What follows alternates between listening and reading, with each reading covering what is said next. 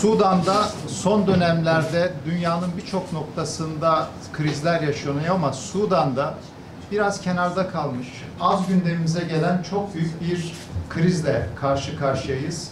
Bu krizde Sudan halkının hepsi etkilendi.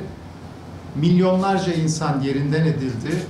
Resmi rakamlar çok az sayıları söylese de özellikle iletişim kanallarının tamamı kesildiği için bölgeden gelen bilgiler büyük katliamların olduğu, insan kaybının çok sayıda olduğu, insani durumun çok sıkıntılı olduğu, ulaşılabilen yerler, insan ulaşımının olduğu yerler var, ulaşılamayan yerler var ama Sudan son dönemin en büyük krizlerinden birisini yaşıyor. لموضوع مهم جدا هو الوضع الإنساني في جمهورية السودان. Bu birlikteliğimizde çok önemli bir konu olan Sudan'daki insani kriz çerçevesinde cereyan edecektir. في 15 أبريل الماضي قبل شهرين ونيف 15 Nisan'dan bu yana تمردت فئة من الجيش السوداني تسمى قوات الدعم السريع. Sudan'daki hızlı destek kuvvetleri ile ordu arasında ciddi çatışmalar meydana geldi. وأرادت أن تنقلب على السلطة السياسية الموجودة وتخرج عن أوامر الجيش. هي فريق هي جزء من الجيش السوداني تمردت على الجيش ورفضت الانصياع إلى التعليمات. Aslında Sudan'daki ordunun bünyesinde bulunan hızlı destek kuvvetleri tamamıyla ordunun emirlerinden çıkarak ciddi bir siyasi kargaşanın da içerisine ülkenin evrilmesine sebebiyet verdi. هذه المجموعة تم دحرها عسكريا ولكنها تحولت إلى ميليشيا تحتل المنازل وتقتل المواطنين وتقوم بانتهاكات كبيرة جدا حقوق الإنسان. Aslında ordu içerisinde bir güç olması gerekirken tamamıyla bir milis güç haline gelerek sivilleri de öldüren bir yapıya dönüşerek ciddi bir krizlere sebebiyet verdi.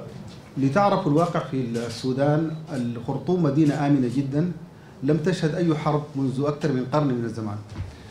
Bir asırdan beridir bu kadar denli çatışmalara, bu denli siyasi krizlere, bu denli insani krizlere ve güvensizlik ortamına şimdiye kadar Hartum hiç şahit olmamıştı. آخر حرب في مدينة الخرطوم كانت في العام 1899 عندما جاء الجيش البريطاني غازيا إلى السودان. En son 1899 yılında İngilizlerin bölgeye gelmesinde bu kadar büyük bir çatışmalara Hartum şahit olmuştu. الطبيعة الأولى كانوا يسكنون مع المواطنين في منازلهم ويتركونهم بأمان. Bundan aylar öncesinde insanlar güvenli bir şekilde evlerinde oturuyorlardı. ثم بعد ذلك بدأوا يطلبون من المواطنين الخروج من منازلهم عنوة ويحتلوا المنزل ويقيمون فيه ويحولونه إلى سكن عسكرية. Ve bu milis kuvvetleri güvenli bir şekilde evinde oturan sivilleri evlerinden çıkartmaya mecbur bıraktı ve sivillerin güvenli bir şekilde oturmuş olduğu evlerini ise askeri alanlar haline dönüştürdü. المواطنون الذين يعترضون على ذلك كانوا يضربونهم بالسلاح ويقتلونهم. Buna karşı duran sivillere ise silahlı güç kullanarak onları öldürmeyle tehdit ettiler. عندما يحتلون المنزل كانوا يقومون بسرقة كل المنزل. Evi muhasara altına aldıkları anda tamamıyla evdeki tüm eşyaları ele geçirerek her şeyi gasp ediyorlar. بعد ذلك بدأوا يكسرون البنوك. Ve aynı şekliyle bankaları da bastılar. بعد ذلك أصبحوا يحتلون مناطق الكهرباء والمياه الخدمات الأساسية. Aynı şekliyle hayatın devamlılığını sağlayan altyapıyla alakalı su ve elektrik tesislerini de ثم قطعوا الكهرباء والماء من المواطنين. aynı şekliyle bunun akabinde de su ve elektriği tamamıyla kestiler. نتيجة لذلك أصبحت البلد العاصمة غير مطاقة لا يستطيع المواطن البسيط أن يعيش فيها. Ve bu Hartum şehri en basit bir sivilin dahi yaşayamayacağı bir alana döndü. ولعلكم شهدتم ما حصل أو تابعتم في الإعلام ما حصل في مدينة الجنينة في الحدود السودانية التشادية. Çad ve Sudan sınırındaki Cüneyne'de yaşananlara siz de sosyal medyadan şahit olmuşsunuzdur. حيث هاجموا هذه المدينة وحصلت ما يشبه تصفية عرقية في هذه المدينة. Ve tamamen etnik temizliğe varacak derecede ciddi manada burada çatışmalar yaşandı. هناك حوالي 5000 قتيل في مدينة واحدة هي مدينة الجنينة. Sadece Cüneyne kentinde 5000'den fazla insan hayatını kaybetti. هنالك مسألة أكبر من ذلك. Bundan daha da büyüğü ise الآن عندنا بدأ موسم الزراعي في السودان.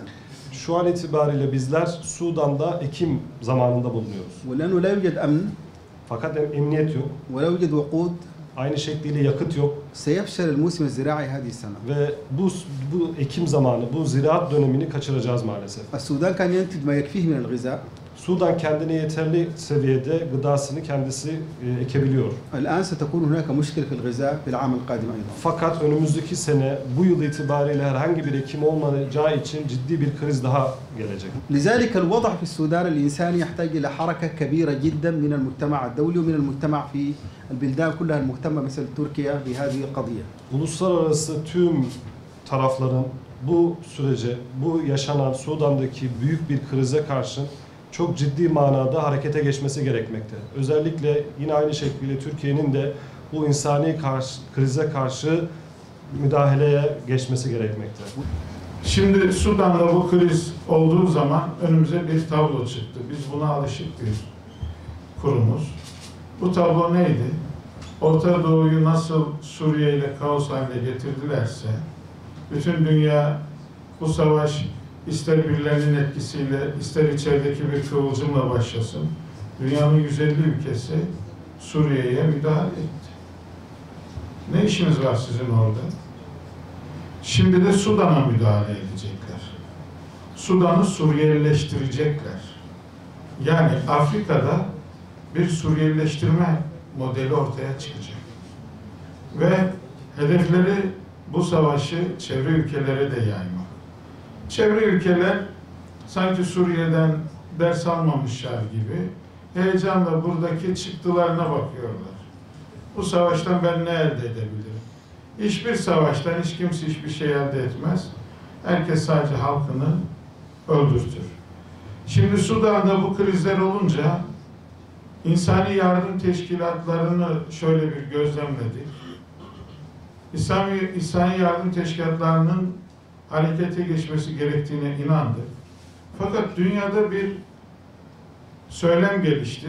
Sudan'da şu anda yardım dağıtılamaz, dağıtılamıyor.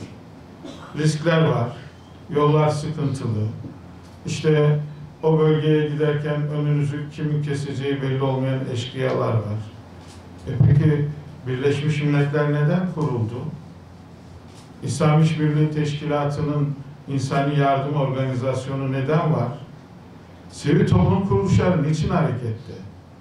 Hepimiz tatlı su balığı mıyız? Yani bir yerde çocuk öldüğünde, kadın öldüğünde can güvenliğimizi bahane ederek sadece görüntüye mi oynayacağız? Bunu reddediyoruz. Biz insani yardım teşkilatlarının risk alan teşkilatlar olduğuna inanıyoruz. Bunu bugüne kadar gerçekleştirdik. Filistin'de gerçekleştirdik. Gazze'de, Marmara'ya götürdük. Daha neler götürdük. Şimdi bu vesileyle bir parantez açayım. İsrail Cenin'e saldırıyor ve dünden beri katliam yapıyor. Ama bir direnişle de karşılaştı. Allah'a şükürler olsun. Zayıflıyor. Bütün bu bölgelerin hepsinde bakın İsrail'in eli vardır, Amerika'nın eli vardır, emperyal devletlerin eli vardır, çevre ülkelerinin eli vardır. Ama biz olaya insani olarak bakacağız. Mezhep, meşrep, din ayrımı yapmadan çalışmalarımızı devam ettireceğiz. Buradan ilan ediyorum. Sudan'a yardım gitmiyor diyenlere ilan ediyorum. Sudan'a yardım gidiyor ve İHA olarak biz dağıtıyoruz. Bu vesileyle iki alanda çalışma yapacağız. Birincisi insani yardım çalışmamızdır. Tüm sivil toplum kuruluşlarını Türkiye'de ve dünyada bu çalışmamıza, gemilerle yardım götürmemize, konteynerlerle yardım götürmemize veya başka yollarla yardım götürmemize destek vermeye çağırıyor. Sudan'a yardım gidip dağıtılabiliyor ve biz bu Sudan'ın Suriyeleşmesinin önündeki en büyük engellerden biri olacağız inşallah.